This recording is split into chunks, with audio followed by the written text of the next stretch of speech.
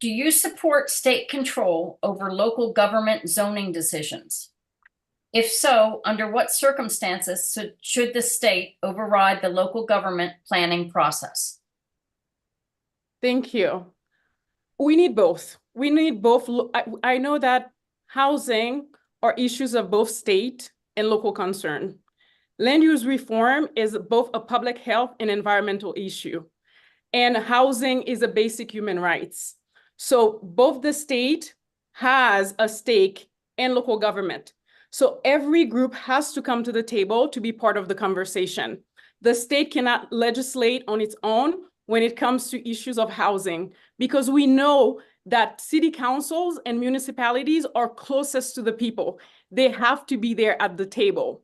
So it's a very synergetic relationship that they play a very, very important role together. So for me, again, when it comes to land use policies, the state has a role to play, so does our municipalities and also counties as well. Thank you. Candidate Mew. So I will refer to last legislative session. There was a big land use bill, 213, we refer to it as. And that land use bill had sweeping, overarching state mandates about what zoning should happen, zoning changes for the entire state. It had the support of only one mayor, and that was our own mayor in Boulder. It had no other support at all.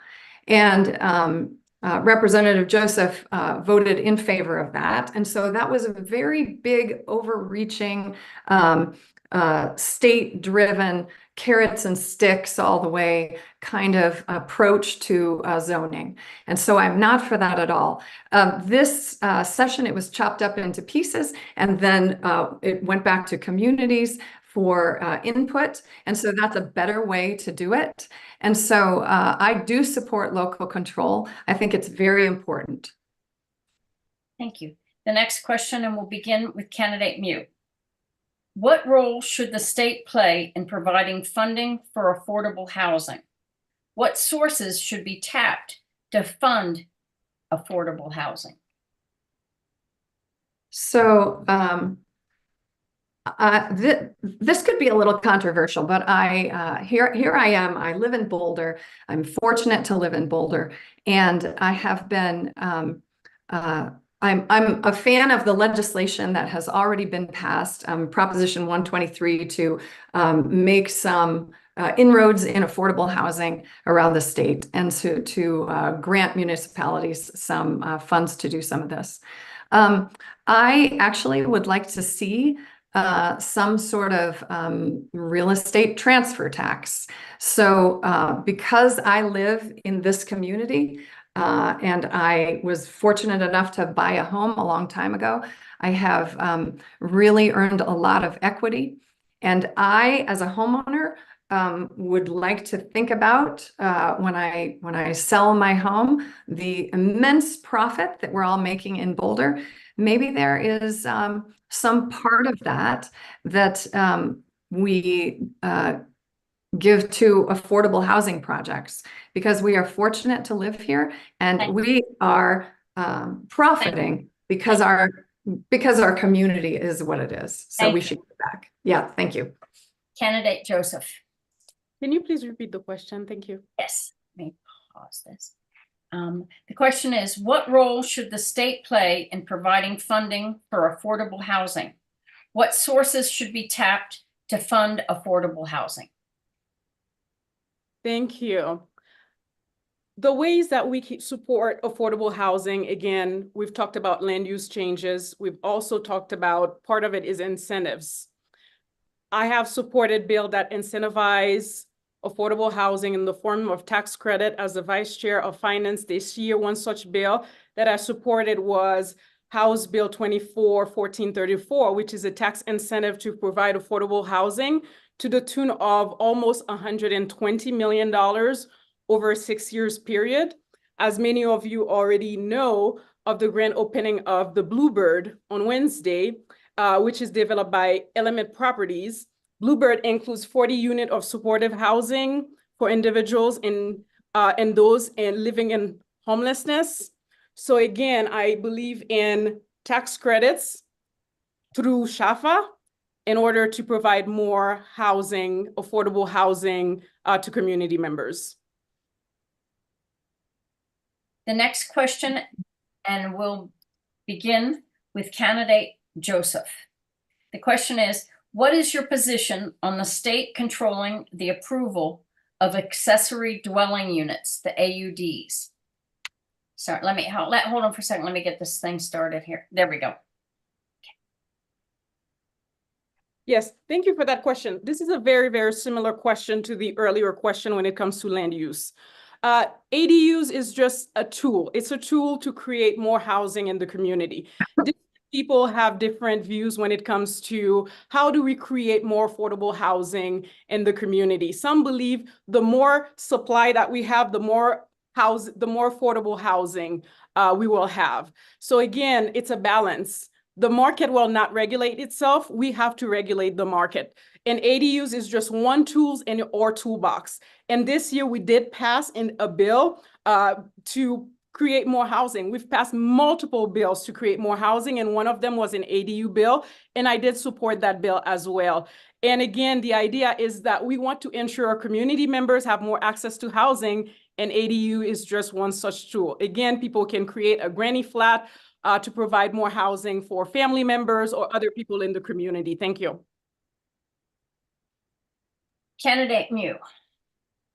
So I think this is an interesting example. I actually am a big fan of ADUs. I think it's a gentle way to do infill in the communities that exist. But I was talking to some of our elected officials in Boulder about this very thing. So in Boulder, we had a policy around ADUs that said, if you'll build an ADU and guarantee that it is affordable, then you can stretch the regulations a little bit. Maybe you can build a slightly bigger one, right? And if you're willing to do that, you have some relaxed regulation around what you're willing to build. And so many people, accepted those parameters and built affordable ADUs. So the state passed this ADU bill, and I'm a fan of ADUs again, but this sort of trounced this plan that Boulder had about creating affordable ADUs. So in that sense, I again like local control, and you have to listen to the community about how best to implement these policies. Thank you. Next question, we'll start with candidate Mew. Mm-hmm. Many are concerned with the rising cost to rent in Colorado. Mm-hmm. How about repealing state prohibition on rent control and letting city councils decide? Yeah, I mean, I am a fan of this. I think that, I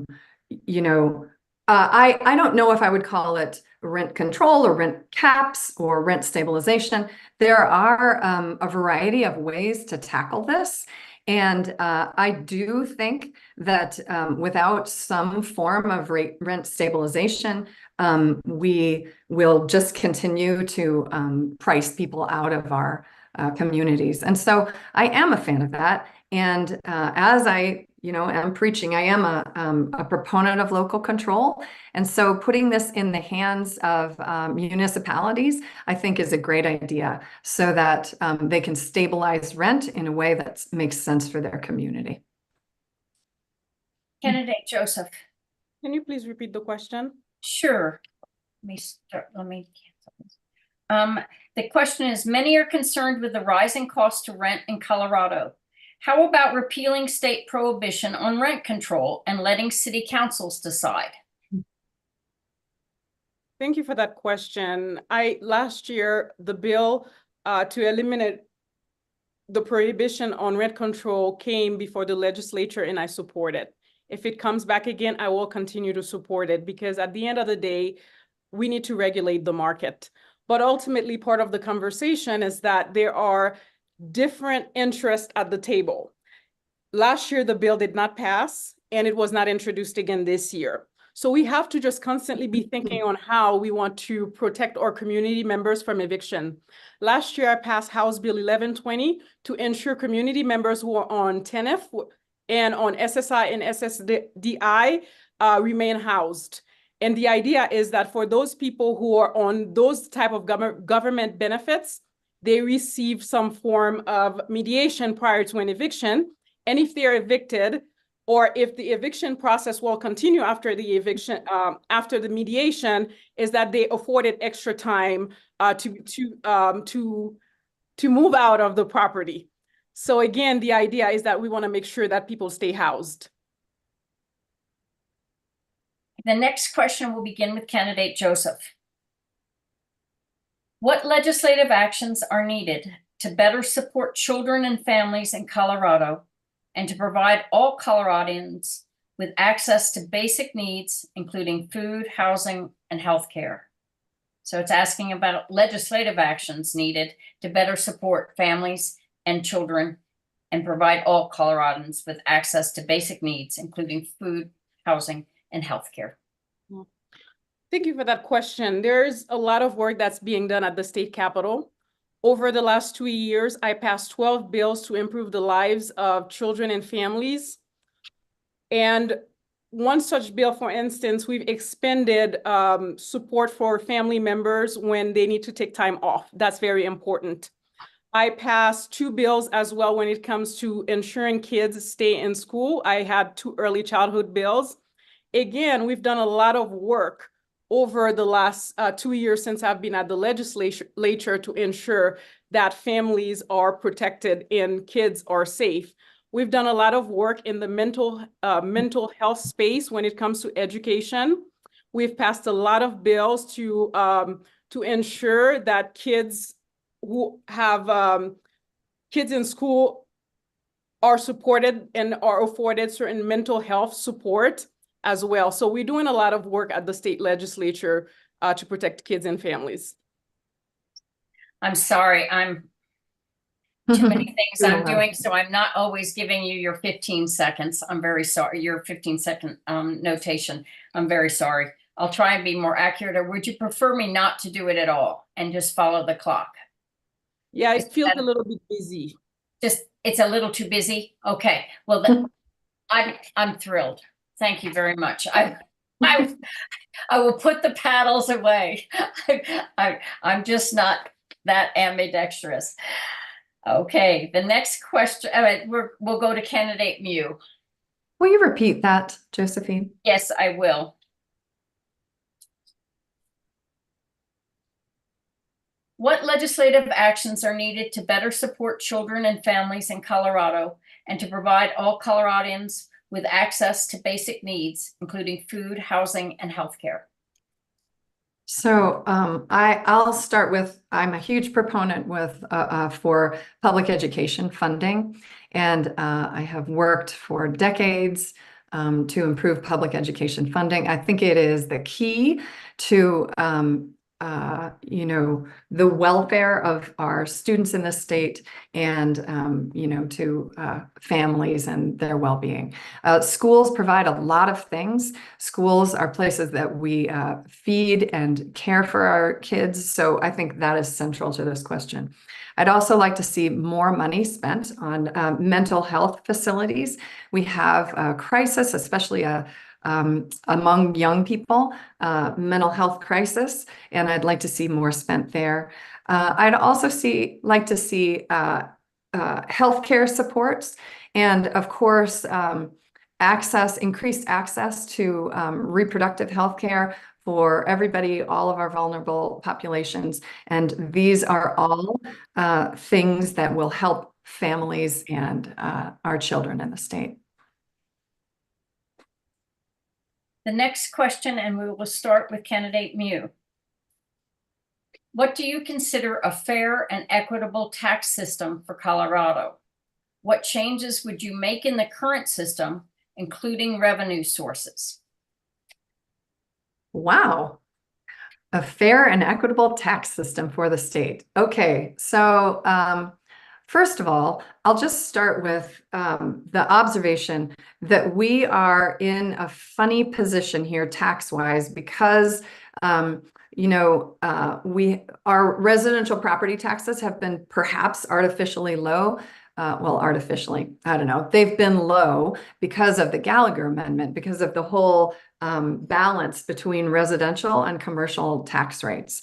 And so we're in this tricky period where people feel like their residential tax rates are just growing, and that's going to exacerbate our affordability problem too. And so we do need to do something about the rapid rise in residential property tax rates. I also would like to do some things so that our tax system is not as regressive. I think I would like to go to a more progressive system than we currently have. Candidate Joseph. Thank you very much for this question. This is a very, very hard question. I sit on finance, and I also is somebody who has attended at least 2 to 3 different tax policy conversation outside of the state of Colorado. It's very, very difficult to solve our tax problem because of Tabor, because of the taxpayer Bill of Rights. Again, I do believe we need to, some community members believe we should get rid of Tabor. Other community members believe that we should keep it because it's a matter of accountability and transparency. However, there's a lot of services that we cannot fund because of Tabor. So again, we need to do something. We need to do something. We need reform. We need change. And one part of the question, again, this year we did do a lot of work when it comes to property tax and also income tax. We've lowered the income tax rate here in the state. So we continuously doing work. Again, we have a volatile economic system, and our tax is very complicated in the state, but we're continuously grappling with the issue in order to find solutions for community members. Thank you. We're going to do the next question. We're going to start with candidate Joseph. Should the influx of migrants into Colorado, especially to the Denver area, be aided at the state level rather than depleting the funds of cities bearing the brunt of their costs? If you say yes, how is it best handled and funded? Yeah, thank you. That's a very, very complicated question. And that's a question it's very, very layered. So it's very hard to have a quick answer in 1 minute. But the question is migration. We need to support our immigrant population who live here in Colorado and the ones who are coming. Because at the end of the day, they're gonna come and we cannot keep them from coming. We don't have a border here in the state of Colorado. Once they pass the border, whether it's Canada or Mexico or come through this country, however way immigrants come to this country, if they come to Colorado, we have to find ways to support them. We have to use state funding, federal fundings, and we have to be very creative in finding solutions. Again, we live in society to get together. We cannot create a 2-tiered system where you have, American citizens and immigrants. Again, no one will be safe unless all of us are safe. All of us is safe or safe. The teacher here can let me know. But the idea is that we all need to be safe, and immigrant population is part of our community. And also remember that in Boulder, we are losing our population and we need workers. Thank you. Candidate Mew. Yeah, I like a lot of what Representative Joseph just said. I am proud to be a veteran of our public school system. I'll just mention again, because that is a place where we take in kids regardless of their documentation, regardless of any of that. And school is a safe haven where, again, we provide services and we wrap our arms around these families who come into our community. And so I'm very proud of the fact that we have this service for our immigrants. I agree that we can't really have this 2-tiered system in our state and in our nation. And we have to be willing to provide services to any immigrants. We have to be able to welcome any immigrants who come into our borders. And I think Denver is doing a good job on that. And the state needs to fund it and give a little help to municipalities as well. Thank you. The next question will begin with candidate Mew. Do you support the new school finance formula passed this last session? Why or why not? And are there any changes to the school funding you support? Yeah, I don't love it. I'll just say. I mean, I'm a little torn, right? Because many districts are going to benefit from this new school finance formula, but it is a very complex thing to put together. And as Senator Fenberg said at a recent town hall, the problem here is that we're all just fighting for scraps. And what really needs to happen is we need a dedicated funding stream from public education so that we can all receive the adequate funding that we need. And in this thing that was just passed, there will be winners and there will be actual losers, not just, staying the same. There will be losers, and Boulder Valley will suffer a bit because of the new School Finance Act. But next year we'll take another crack at it maybe. And I think something better can be done. And hopefully after the adequacy study comes out, we'll be better informed about what's needed. Candidate Joseph. Thank you.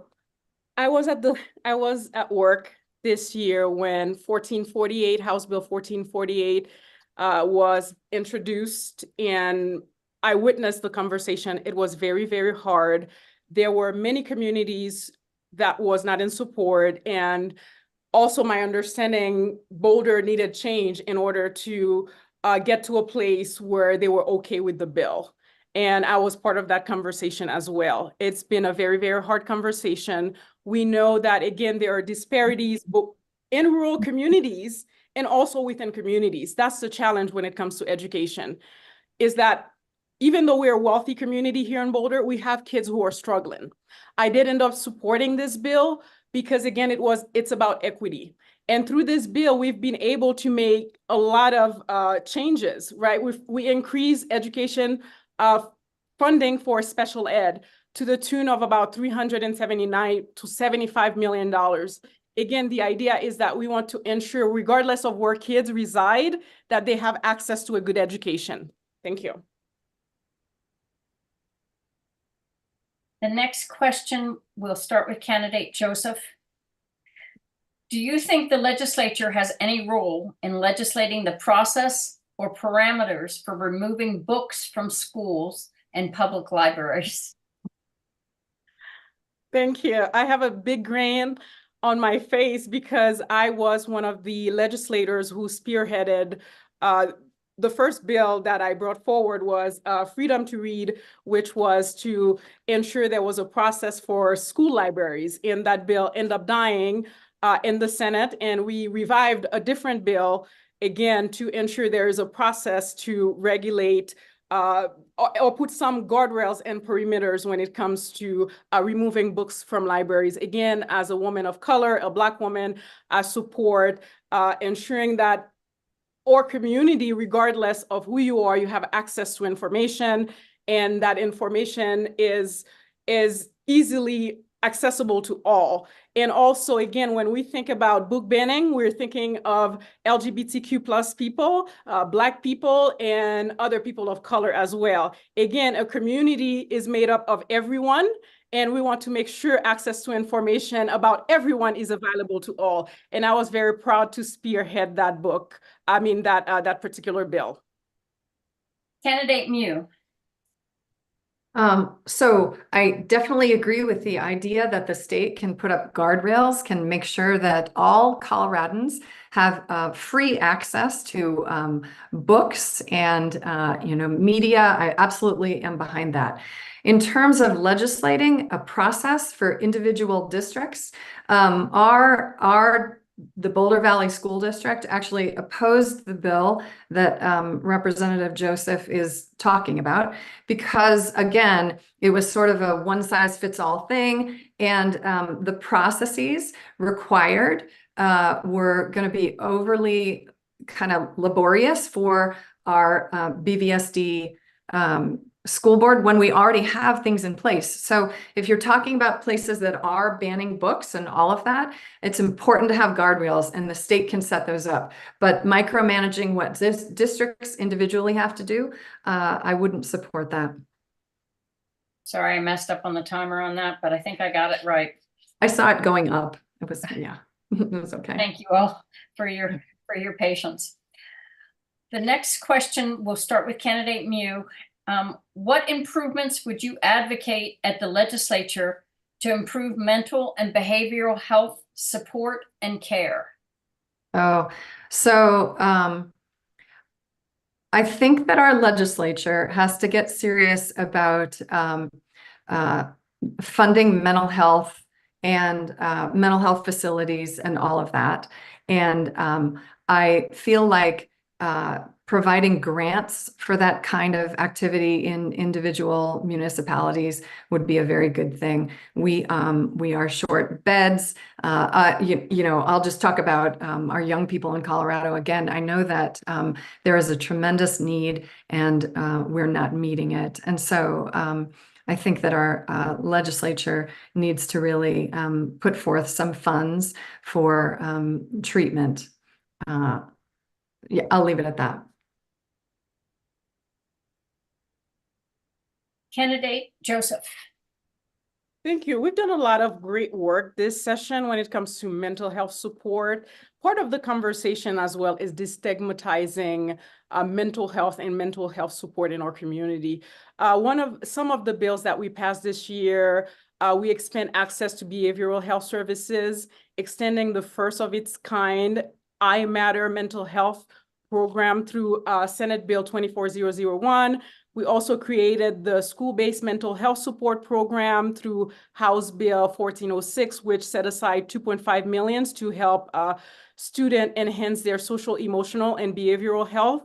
We also passed a bill to prevent overdose death in school with House Bill 1003. We also passed a bill to make it easier for school psychologists to practice in schools. And we've also passed a bill in behavioral first aid training, and also expanding telehealth and mobile health. So we've done a lot of work, and we still have a long way to go as well. Thank you. And I've supported all these bills. The next will begin with candidate Joseph. What is your position on ballot proposal number 89, titled Right to Abortion? I fully support the right to abortion. Abortion is healthcare. It's a human right. Again, there's a lot, when we're thinking of abortion care, again, a woman has the right to bodily autonomy. And I think it's Senator Warnock who says that a woman's womb is too small to have the government be involved in it, inside of it as well. And I fully agree with him. The idea is that we want women to have autonomy. We also want to protect youths, again, in school. We want young people to have access to abortion healthcare. We also want to make sure, again, every family is different. We want to make sure that if a kid wants an abortion, that they have it, and there is no this idea of a parental notification should never be part of the conversation, because we know not all families are safe. Again, abortion is healthcare, and it's a human rights issue. And also, when you think about women in rural communities and women who are BIPOC, there's issues of access there as well. So I believe abortion care should be expanded to all. Thank you. Candidate Mew. Well, I'm really excited about this, and I can talk just a little more specifically about this. So while I was on the board of Planned Parenthood, there was actually, you know, a big push to have a state healthcare system. And we actually couldn't get behind it because of this thing in our Colorado Constitution that says that, the state can't pay for abortion care. And that was going to include, Medicaid. And so we just said, man, we can't do this because if the state provides all the health care, then that threatens people's access to abortion care. So 89 is great because it enshrines in the Constitution the right to abortion care, and it also says, insurance is going to pay for it. And so both of those things were necessary. It's a fantastic, it's sort of a dream because we always wanted to do this. And now it seems that all the stars are aligning in Colorado and people are really behind it. And I have every confidence that this thing is going to pass in the fall. And I'm just delighted. And this will be the last question, and then we'll go to closing statements. And we will begin with candidate Mew. What measures would you support for Colorado to deal with the climate crisis and to work toward climate resilience? Yeah, so I think I'm a fan of community choice energy. I like Excel, actually. I mean, I have worked with Excel as a middle school science teacher, so I don't think Excel is the big bad demon here, but they do lack competition. And because of that, we're not sort of able to move toward greener forms of energy. There is lots of evidence that suggests that if you give your community choice, then your community will move toward cleaner, greener energy sources. So I'd like to see us push toward community choice energy. I would also like to see, as we move toward, I think this energy thing is the crux of it. But as we move toward a clean energy economy, I would love to take all of the people who are currently working in the fossil fuel industry with us. So I'm really committed to retooling and working with our trade unionists to make sure that the jobs for clean energy are given preferentially to those people who have been working in the fossil fuel industry. Candidate Joseph. Thank you. Can you please repeat the question? I think that would be helpful. Thank you. Sure, let me find it. What measures would you support for Colorado to deal with the climate crisis and to work towards climate resilience? Thank you for that. Between last year and this year, I have passed about 8 or 9 different pieces of legislation when it comes to environmental sustainability and climate resiliency. And one of the bills that I'm very, very proud of is a bill that set aside about $100 million for EVs and e-bike credits. And I think that's part of the conversation as well. If we are providing tax incentives for community members to electrify, we also have to have the infrastructures for them as well. So we need to continue to build the infrastructure needed for these cars and these bikes and these homes as well. We definitely need to further regulate polluters, taxing fees on oil and gas. We did pass a fee this year. We need to continue to do that. And again, part of the conversation is just transition. We need to support, I will continue to support just transition initiatives and incentives as well. Thank you. Okay, well, we're going to wrap it up for our closing statements. We'll begin with candidate Joseph, and you have 1 minute. Thank you.